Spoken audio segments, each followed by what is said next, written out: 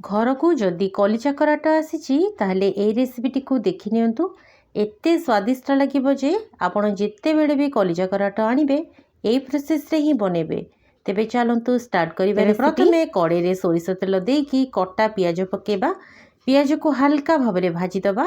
पियाज भाजी गला परे सेतिरे धोईकी रखिथिबा कलिजा कराट स्वाद अनुसार लुण और हळदी पकेदबा। या घोड़े घोड़े बढ़िया भाव में कषियापी मझे मझे कभर खोलिकी घाटी नौथे। ता भितर चलतु गोटे मसला प्रिपेयर करवा। ये देखु गोटे बिड़ा फ्रेश धनिया पत्र किछि कंचा लंका को आम चिकन करके ग्राइंड करदबा। ता भितर कलिजा कराटर अधा आइंस पानी मरीगलानी। आइंस पानी मरीगला परे एथिरे अदा रसुण पेस्ट पकेबा। कटा आलू पकेबा। टमाटो पकेबा। धनिया पाउडर गैस फ्लेम को मीडियम रे रखिकी सबको बढ़िया भाव में कषिदबा।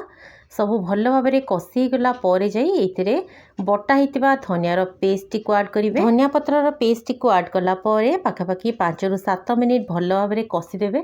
तापर एथिरे दरकार मुताबक पानी देदेवे। कलिजा कराटार आइंसिणिया स्मेलटा को दूर करने गोटे चामच भिनेगार देकी याकू घोड़ेकी 15 ରୁ 20 मिनिट बसैदेवे। लास्ट रे कटा कंचा लंका चिकेन मसला पाउडर पकेदेवे। नियंतु तैयारी ही गला बहुत ही स्वादिष्ट कलिजा कराटा कषा। आपण याकू गरम गरम रुटी परोटा सहित खांतु बहुत बढ़िया लगिबो।